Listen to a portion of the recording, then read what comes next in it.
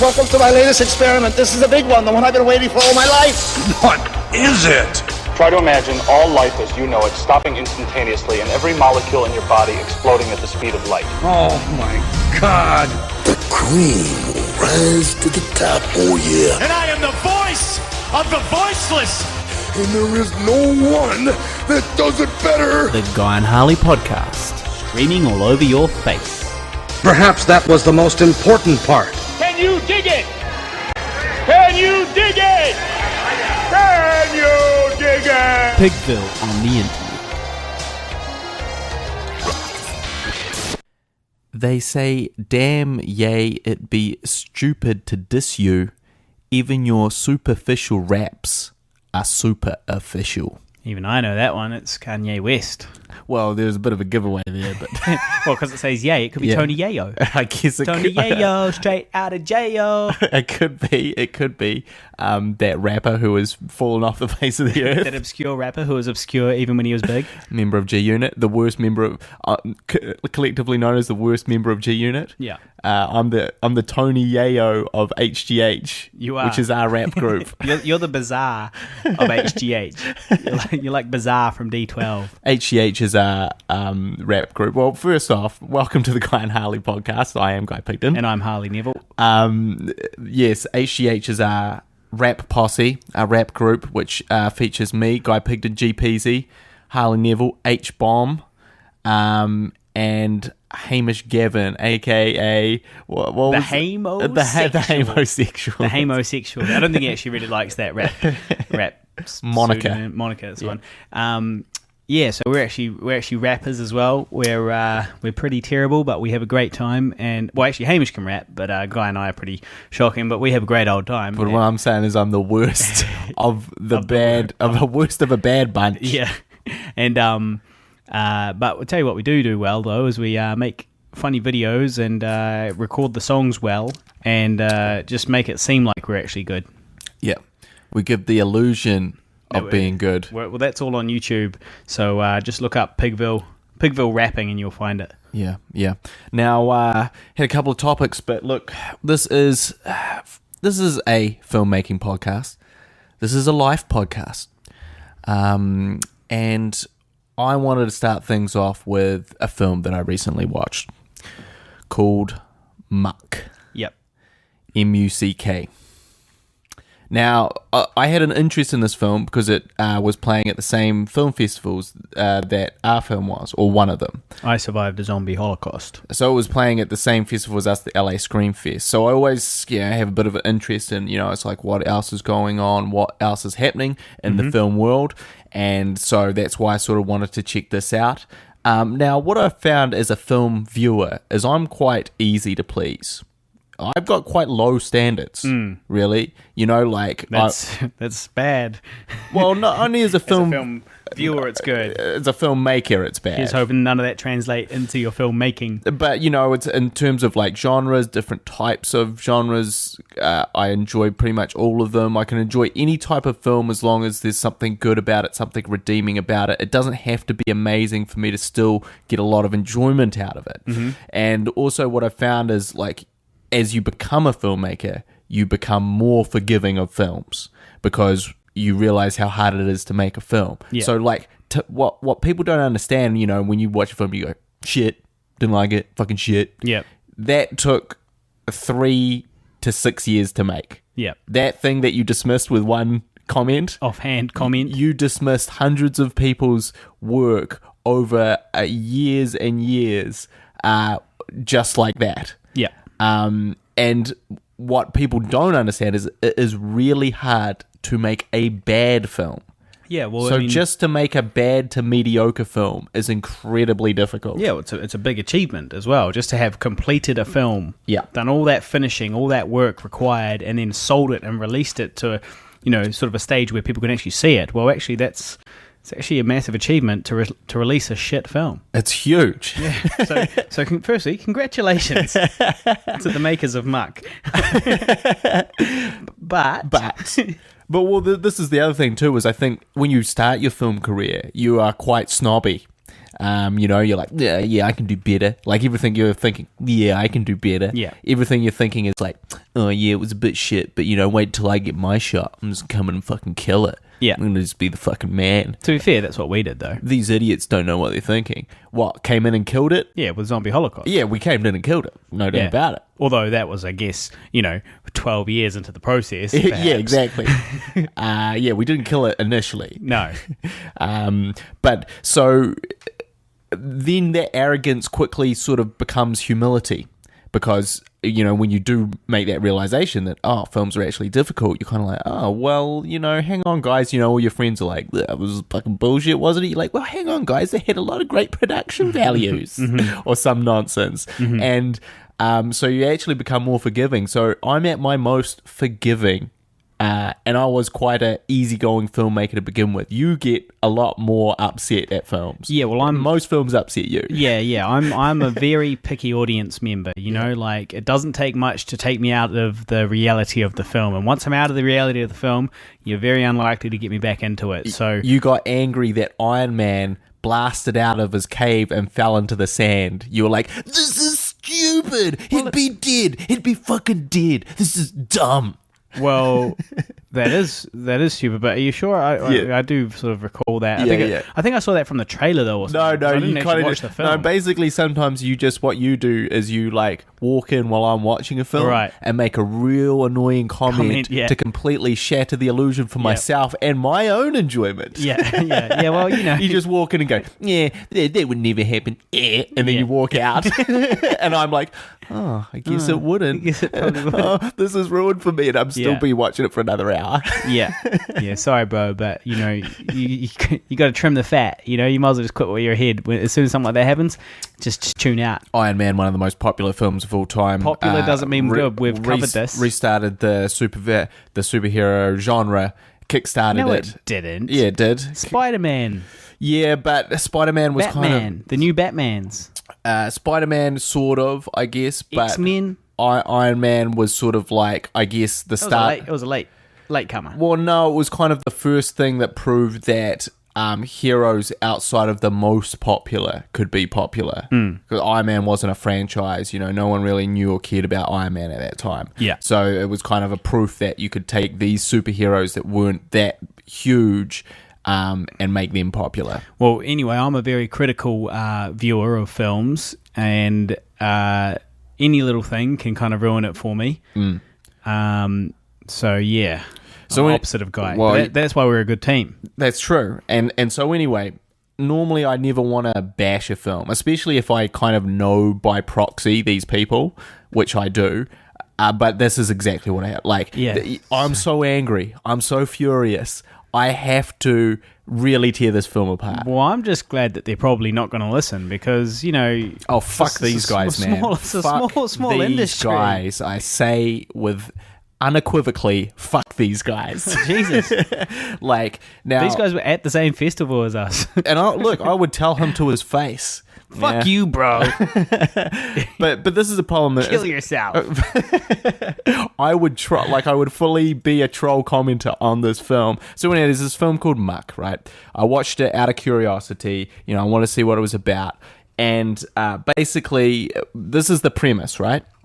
These five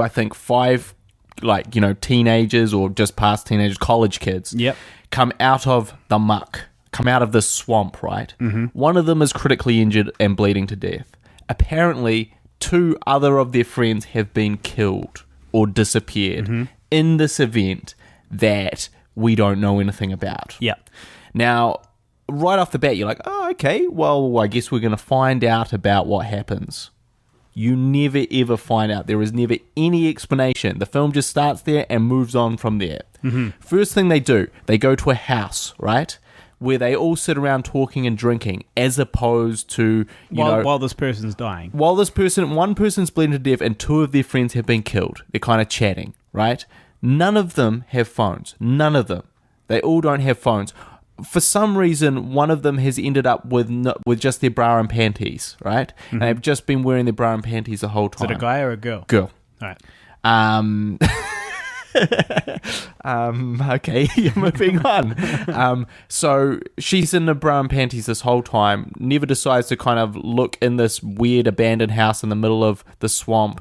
Doesn't decide to like put any clothes on, but she does put on a blanket. But she doesn't put a blanket on over her boobs. She puts a blanket on over her legs, which makes no sense and would do nothing to keep her warm because she's shivering, she's cold, she's freezing cold.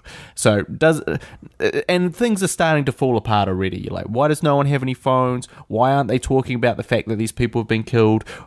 Why anything? Why is anything happening right now? Why isn't somebody giving her a jacket or something? Why doesn't she know how to apply a blanket to herself at 23 years old? Yeah.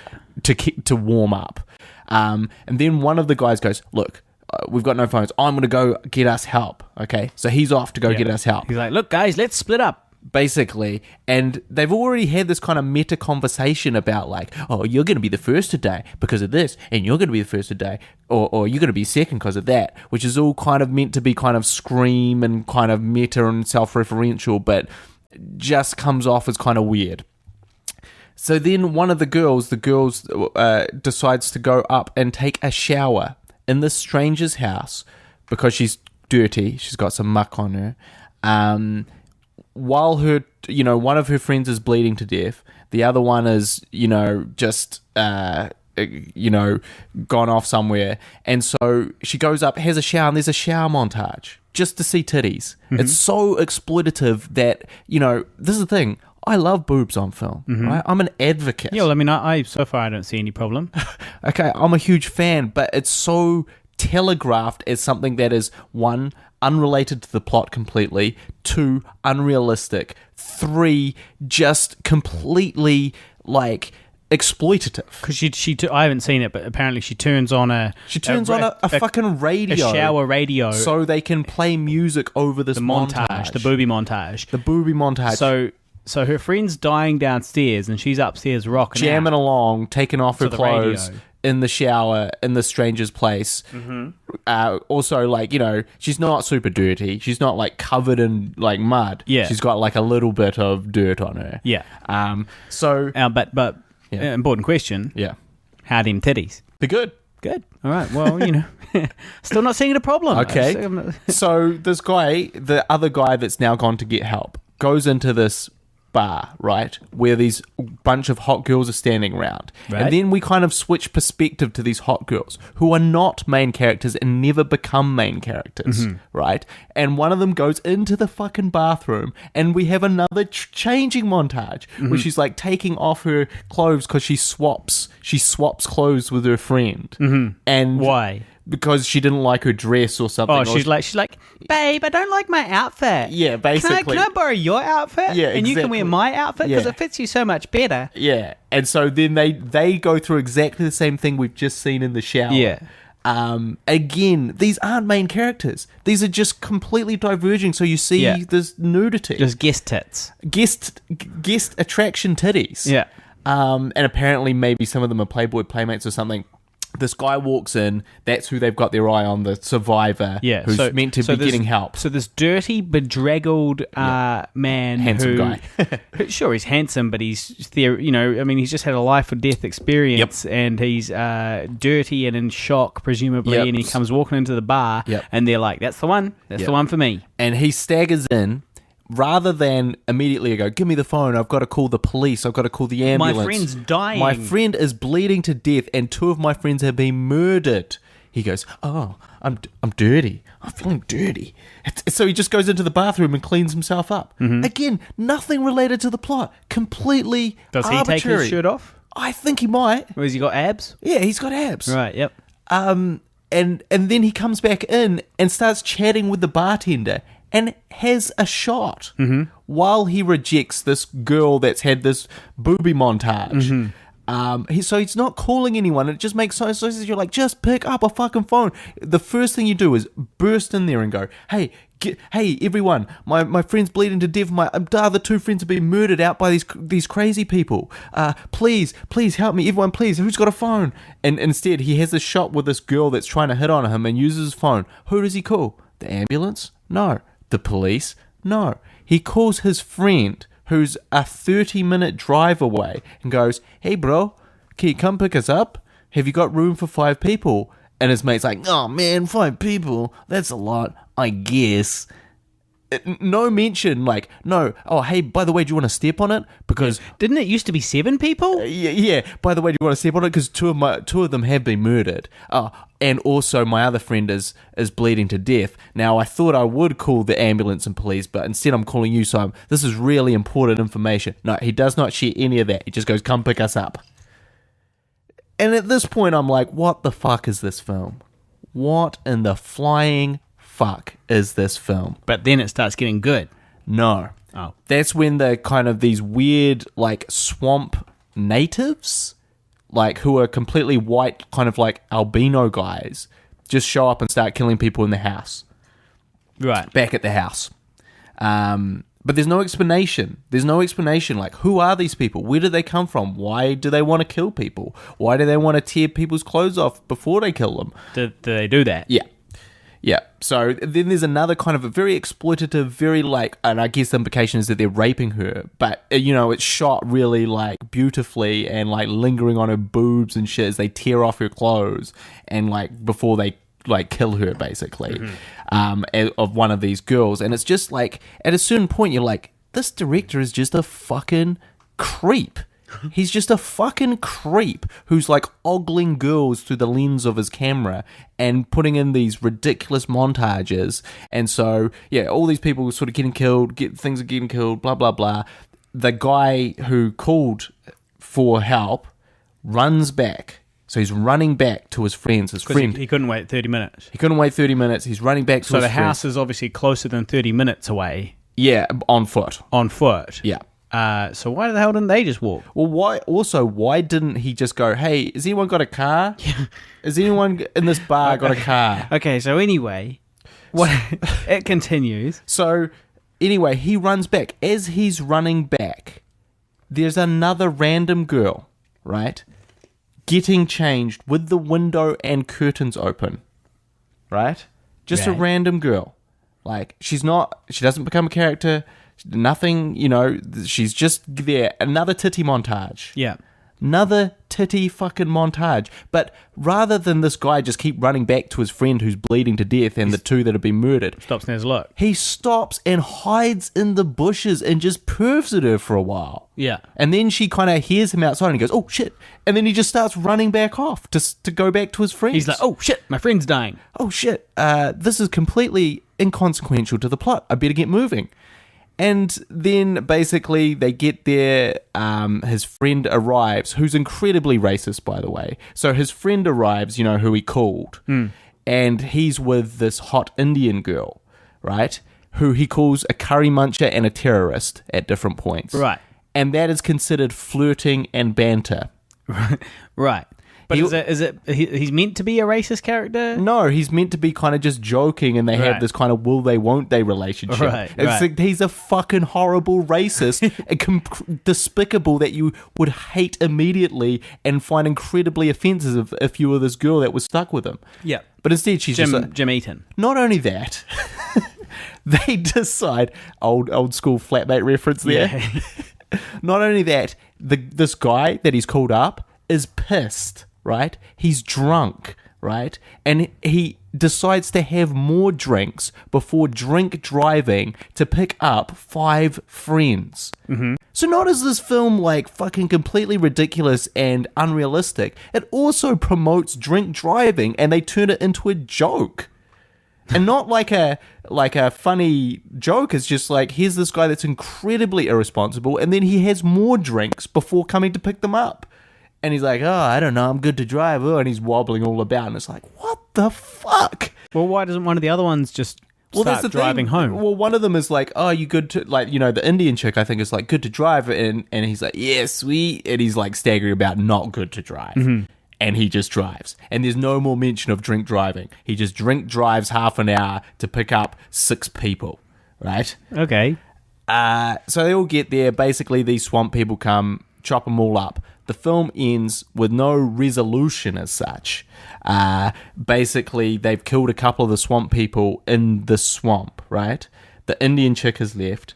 The racist guy has disappeared, and that abs guy that called his friend instead of the ambulance and police is still around. And they go, this isn't going to end well. And that's the end of the film. Right.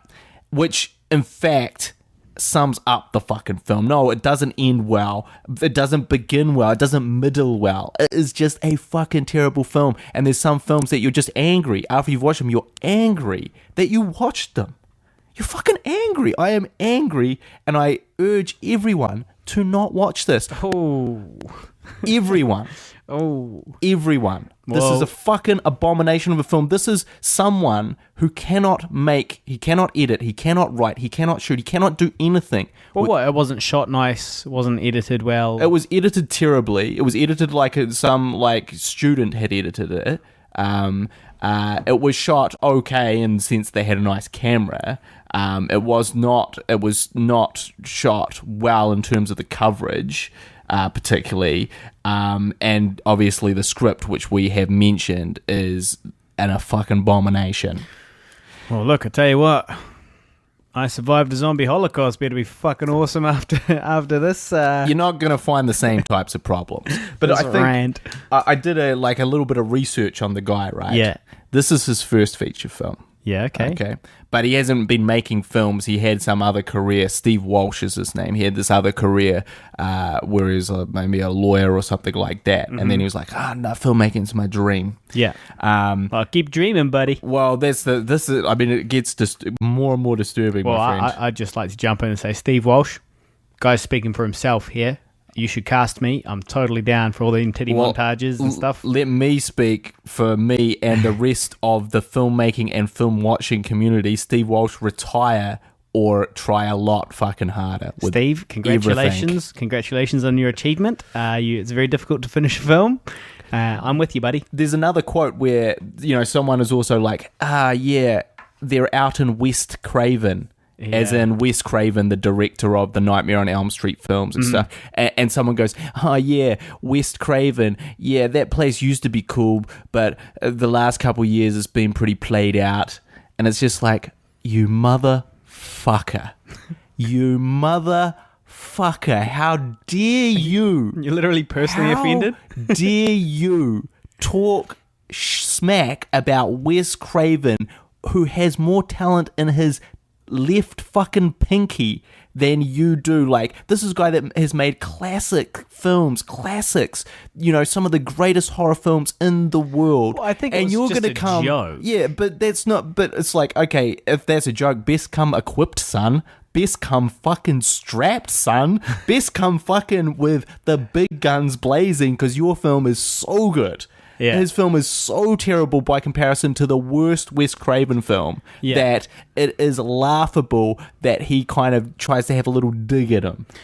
Well, here's a question. What's the budget on this film? So the budget, I'm not sure. I'm not sure about the budget. Have it may educated be, a sort of approximation. We're talking about 250,000 American, maybe around that. So, so about $500,000 New Zealand. Yeah. Just a bit under.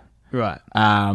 So that's the sort of budget for it. Well done, Steve. That's quite a low budget. And, I also wanted to have a look. I wanted to get the lay of the land after this abomination. Mm-hmm. So I read some reviews. Someone gave it 0 stars. Is that? Can you even do that? Well, someone did it. Someone gave it 0.5 stars only because they didn't want to insult 0-star films. Mm-hmm. That was his explanation for giving it 0.5. But, there's just a couple of quotes as well that I did some in-depth research on this. Mm-hmm. You were so personally offended that somebody had made this raging. Film. I was walking around raging because this is the problem with horror films, right? You and I make a horror film or a horror comedy, right? And we do it with a lot of love and a lot of passion and a lot of appreciation. And also, we've done our fucking time, man. We have served our time to kind of get competent at filmmaking, right? And I hope that shows. But, then you have someone like this who makes a horror film which sells, which is probably going to make money, which gets heaps of press, and it's so fucking terrible that everyone then watches horror films and goes, Yeah, see, you know what? That's why we don't take your horror film seriously. That's why we don't take I Survived a Zombie Holocaust seriously. That's why horror films don't get nominated for Academy Awards, because on this end of the spectrum, you have this exploitative crapola like Muck, like fucking, like completely devaluing the genre. And so that is kind of where my beef is with it, because it's like, man, if you really care about this stuff, fucking take the time. Did not one person in the whole time you were handing out the script go, don't you think it's weird how the kind of the main protagonist doesn't call the people that make the most sense to call at any point? Yeah, well, no, they didn't, because they said they were thinking, thank you for casting me, sir. I'm a hungry actor. God damn it. I need an opportunity. And well, thank you for casting me, sir. I've never acted in anything before because I'm a Playboy playmate. And I can't act for jack shit. Here's a question. How was the acting of, like, not good. Everybody? Not good. Like the Indian chick was not bad. Yep. And that's probably about as much as you could say of all of them. But yeah, and like, this is where the plot thickens, man. This is where things get even more disturbing. Okay. Because apparently the reason why it started in the middle and didn't have an ending is because it's going to be part of a trilogy. Yeah, but will it? Like everybody says, bro, let's make another one. Bro, ho, ho. Pre-approved. Look, this is what, like I said, this is where my heart completely dropped, right? They are making the prequel right now. Right. They are making that first one right now. And this gets even worse. They raised the money off Kickstarter. Yeah. And they reached their goal, which was, again, $250,000 US. Yeah. Now, here's a little, thing which, it was smart of them to do, but I just wonder how angry people are right now. Like, basically, they raised the money before they released this film. Right. So no one had seen how bad this film was. Yeah.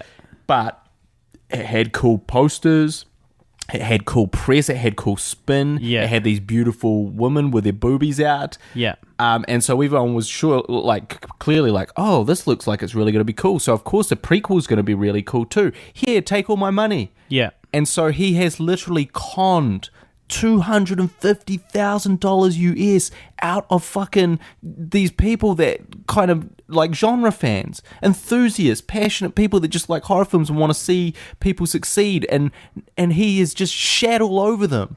He's fucking shat on them, man. And so now Muck. we're gonna get, and apparently that's why, like, it's like the prequel was called like Muck St. Valentine's Day Massacre or something like that, as opposed to Muck 2, which is far too close to fuck you, because fuck you is exactly what he's saying to everyone that gave him money, that has had the misfortune of watching the first one. So, yeah, but, and look, there's telltale signs. He said one of his favorite films was Nightmare on Elm Street 8. Right. No, not Nightmare on Elm Street. Friday the 13th, part 8. Right. Which is the worst Friday the 13th. Jason Takes Manhattan, right? Right. And he was like, it's not good, but, it's just got a lot of weird, interesting shit, which is fine. But then he's like, I hope to never make a film as bad as that. Look, well, buddy, you well and truly set the bar far lower than that. That film at least makes relative sense and is sort of, it's much better than his film. Mm-hmm. So he's failed at that one goal that has he made any money from Muck? Like, how much has it? It's early days made? Yet, because it only was released this month. Right, but if it's had 0-star reviews, it's probably going to not do that well, you have to assume. Yeah, well, that's the thing. And look, I mean, he said, like, well, I'm just looking for these quotes. Oh, yeah, as a filmmaker, I couldn't let my momentum be dictated by a wait and see how it does mentality. So I want Muck to do well, but I just love making movies, so I'm just going to make another and another, and we can all do that through Kickstarter. Well, that's very commendable, Steve. Well, yeah. Apart from the bit where you're taking people's confidence away from Kickstarter and all these things, because, you're making these terrible films. People are going to get sick of giving money to shit things eventually, and that's also, bad for us people that are making good things. Like, once bitten, twice shy. So, someone that gave money to Muck isn't going to give us money for I Survived a Zombie Holocaust 2 because they're going to be like, oh, well, look, I invested in something before and I got really, really, really, really badly burned. And I don't know if I just want to, I don't know if I can trust these guys because, look at Muck. That had so much promise from the photos and trailer and all that stuff, and then it was a abomination. But yeah, like, and also this is just a telltale sign that someone doesn't know what the fuck they're doing, right? This is one of his quotes. There's a lot more to Muck than just the 3 Bs of horror. I mean, in terms of quality of the colouring, the sound design, but we have babes, boobs, and blood, angle, and spades. The colouring. You don't even know it's called color grading. You can't even call it like coloring. This is not crayons. Someone does not come in and paint in your film with crayons and color it. We're being too picky. No, man, this is fucking, come on. He can't even, he doesn't even know the right terms to use to describe what is happening. It might be different where he is. No, you could say color correction, you could say color grading, you could say grading. You would not say the coloring of the film makes it a high quality. The coloring of the film. Jesus Christ. Anyway, so I'm just saying, please don't watch it. And they're more likely to now. And Steve Walsh, come on, bro. Come on. Like, what illusion are you, what pretenses are you doing this under? At least read a book about filmmaking before you try and make a film. And also this screenwriting. Did I mention this film has got 2 credit montages? Because there's not enough film to have just as a film. So it has this big credit block at the start where this chick is just naked, whom we never see again. She's got her titties out, she's stumbling around, and we have this long, drawn-out montage, right? To have all the credits, directed by, edited by, blah, blah, blah. Then we have exactly the same... Did they shoot on film? No, I think that... they shot digital. Okay. And then they have another credit sequence at the end, the same thing. You only have one at the start or the end. You don't have them at both ends. Well, Steve's just breaking all the rules. And look, he's breaking them, all right? Steve, mate, I'm on your side. You just keep doing what you do, buddy. I've got a lot of hope for Muck 2, and feel free to cast me. And Steve Walsh, I'm fucking calling you out, bro. I'm fucking calling you out. Stop being a filmmaker, or learn to be a filmmaker. One of the two. And cast me, Harley Neville. All right. What else? What's next on the agenda? Well, you tell me. Oh, okay. Well, your dad gave you a little memento. He did. A testicle. I saw my dad. I saw my dad recently. Yeah. I see him every once in a blue moon. You went to what was a family wedding? Yeah, my hot cousin got married, so missed the boat on that one. I know. Imagine if I could marry into the family. That would just be perfect, wouldn't it? So yeah, that's the dream. No, she's taken now. She's gone. How old is she? She's 35-ish, 36. 35, 36, somewhere around She there. left it late because she was so hot. Well, yeah. So she could. Yeah, she could afford to. Yeah, so she waited for this super handsome, dapper dude. Which, yeah, he's... kind of like a Mad Men-esque, just conventionally tall, dark, and handsome. Yeah. He is. He's a tall, dark, handsome, charming South African man. She's off the market now anyway. And so I hung out with my dad at this wedding and caught up with all the family. And my dad gave me a memento, which is a testicle for carrying your coins in, and it's literally a testicle from a kangaroo. Kangaroo testy. And you put your coins in it, and now it's not like it's been cured or something. Yeah, like, it's been it's had a process done to it. Raw. It's not just a saggy ball. Hey son, here's a ball. No, it's a proper one. So I actually quite like it, and when you rub it, it's very soft. But how how does that play against your, save the animals thing? This dude's had his balls chopped off. Well, that's the thing. You see, now I am, I like to consider myself to be a conscientious consumer. Yeah. I've cut back on my milk, or sort of all my dairy and all my meat, and I try to only eat sort of free-range meat where possible. Which is ironic because I completely sold out and was the face of the New World Master Butcher ad. But you can buy free range meat at the New World Master Butcher. So go to the New World Butchery, but buy free range meat, please. But so anyway, I do this to save the world. Basically, it's not. It's more about saving the environment than saving the animals. But that's obviously a factor as well. Now, why would I then gladly accept this gift of some poor animal's testicles? Yep. Well, let me tell you. You see, kangaroos are abundant. They're marsupials. They breed a lot. Right. And there's plenty of them over there. You're allowed to hunt them freely. So, there's plenty of them over there. But, of course, the Australians still have a big sort of beef industry. But actually... beef is not from Australia. Their hooves ruin the ground. Yep. Makes it worse, more difficult for things to grow and so on because of all these hooves stomping everything down. Whereas kangaroos have like pads on the bottom of their feet, and they're native to Australia. The Australian soil is used to to kangaroo feet. Yep.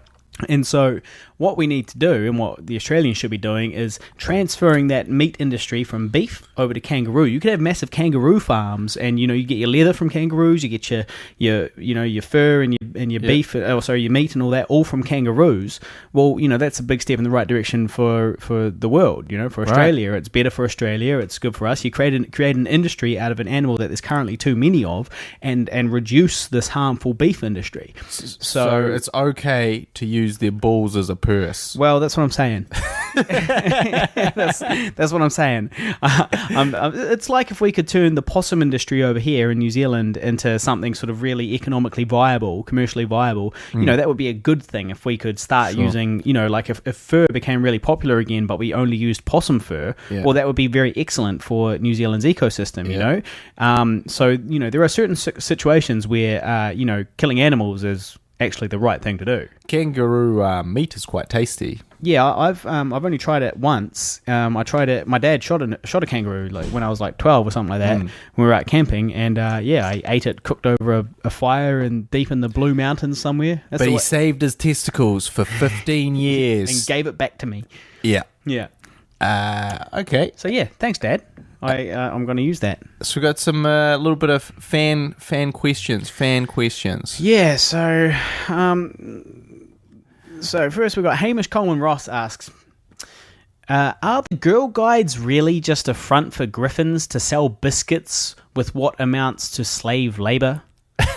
Yes. You know what? That's actually a very interesting angle. I've never really considered that, because you have to sort of, okay, so the Girl Guides, right? They go door to door selling these cookies for charity, but you have to assume that, griffins don't do all that for free, like as far as like the cookies themselves, the wrapping of the cookies and the, whoever does the printing of it and the people that deliver the cookies and all that stuff. A lot of money has to change hands to get that many cookies from, the factory to your mouth. And I very much do you doubt. enjoy Girl Guides cookies? I do quite like them, yeah. Yeah, I don't hate them. I had one the other week, actually. But yeah, so you do have to assume that at some point in that process, quite a lot of money is changing hands. So even though it's for charity, I'm pretty sure people are turning a profit somewhere in there. So yeah, I never really sort of considered that. There probably is somebody somewhere who is actually getting rich as a result of these underage sort of, youths selling cookies. Well, it's also as far as like, those fucking cookies are terrible, man. They're disgusting. When was the last time you tried one? Oh, I don't know, a couple of years ago. Oh, I think they're pretty good. I tried one recently. It was actually very delicious. I don't know about those cookies, man. That's the other question. It's like, why can't they just do good cookies? For heaven's sake, it's a toffee pop or something. Why does it always have to be nasty cookies? No, because there's a certain type of cookie that is a Girl Guide cookie. It's recognizable. It's brand recognition. Yeah, it's terrible. You're like, my heart drops when I see those girls come up to the door. I'm like, why do you... I was like, it's just like, you got anything nice? No? Oh, fuck. Well, the one I had was delicious, and it had chocolate on the bottom and cookie on the top, and I'm all for it. So, but yeah, it's an interesting thought. It's an interesting way of looking at it, Hamish. I'm glad you brought that up. I guess we'll have to do a little bit more research, but food for thought. Good. Anything else? Oh, we've got some outrageous ones from Jeremy Zinsley. One, would you be open to shaving your back to make a sweatshirt for me? That one's aimed at... Ha, Jeremy. Yeah. Yeah, we get it. He's very hairy. Yeah. We get it. Yeah. If you shaved his back, you would get a lot of hair. But then I'd be cold. Yeah, good one. Yeah, so... Let's all laugh at the hairy guy. Let's kick the hairy man while he's down again. You know, after all these years of being ridiculed, you know, the self-loathing, you know, high school burning my nipple hairs off with a lighter to get rid of them. You know, like girls didn't like me because I was too hairy, so I got rid of the hair with a lighter. Then girls didn't like me because I stank of burnt hair. You smell like a singed, like a scalded dog, singed. You know, so ha. So yeah, hey, one day maybe you're gonna be hairy. I mean, you won't find it so fucking funny. Another one from Jeremy. If tuataras grew to be 10 times larger, do you think we would be able to harness them and ride them to work? Well, I'll tell you right now, Jeremy, that a tuatara that was 10 times larger would still not be big enough to ride, because tuataras are only like 30 centimeters long kind of thing, you right? idiots. Well, I guess what's 10 times 30 centimeters? I guess it's quite long, actually. Oh, yeah, but it's still like, you're not going to be able to jump on it and fucking ride them to work. Not only that, but like, come on, let's just be realistic for a second here. It'd eat you. Well, no, I was going to say they're very slow. They're not going to get faster because they get bigger. You know, those Komodo dragons and stuff, and like those giant turtles are slow as shit because they're cold-blooded. Are Komodo dragons slow? Yeah. Yeah. Well, I guess they're cold-blooded, right? They have to build up their energy. So solar power. You know, don't be living in Dunedin. Yeah. Or your fucking tuatara's going nowhere. Which is where Jeremy lives. Yeah. So could we do it? Probably not. But thanks for chiming in. But good question. We've got another excellent question here from James Devantier, who's a long-time Facebook supporter. He's like, why do people regret shaving their beards immediately after they shave it? Oh, boy. Well, you know, I mean, are you not entertained, dear listener? You know, all right. So why do people? Well, I'll tell you why they do. Because your stubble hurts. It feels like shit. Your skin's all cut up. You don't look how you should naturally look. It's like when you fucking shave a dog. You know, it just doesn't look right. When you shave, you look like a newborn baby. Yeah. When you have a full shave. Me? Yeah. You look like a newborn. Well, by comparison, I do, yeah. You look like you've just come out of your mum's vagina. Well, I do by comparison. No, it's true. like, wow, that's kind of strange. But, you know, I guess it's that thing, isn't it? Like, you know, you cultivate something in this beard, and then it becomes a part of you, and then it's gone. And a little part of you is gone. Yeah. So that's... Yeah. That's probably why, James. Because I believe the scenario is that James shaved his beard and then immediately regretted it. Immediately fell into, a shame spiral. So, do we have another topic? No, I think unfortunately, we're going to have to wrap it up. It's going to be a shorty this week. Because basically, the issue is I'm going down to Dunedin, which means to be a sad single guy at my sister's wedding. Yeah. So when you hear this, though, Guy will be in Dunedin. So we're pre-recording this week far earlier than normal. Yeah. And which means that we can't really go long. We can't go deep we normally like to. We've got to go long because we've got to record 2. Because we're about to start recording the next one. Yeah. Because Guy's away for 2 full weeks. Unprofessional. So basically, no dedication. This is what you get when I'm gone, right? 2 worse episodes as opposed to 1 good one. Well, no. 2 worse short ones. No. Don't say that, because then they'll be like, oh, I'm not going to watch the next one. I'm not going to watch episode 13, am I? Because he's just said it's going to be shit. No, we've got a lot of good. We've got a few good topics for the next one. Actually, you'll hear about. I'm going to give you a preview to the next one. Okay. You're going to hear about go in depth about acting, right? So we're going to talk a little bit about the process. Yep. Right. We're going to talk about my Tinder adventures on Tinder updates, man. I've been doing it. And also the time that I got caught watching porn at work. Oh. So stay tuned for all that and more next week. So look, guys, hang around. All right. So once again, if you've got any questions for us, just always, find us on the old Facebook, Pigville Productions, or add me on Facebook, Harley Neville. Or me at GPZ on Twitter. And we will see you next week. Thank you very much. You've been listening to the Guy and Harley podcast, proudly brought to you by Pigville Productions. Laugh it up, fuzzball.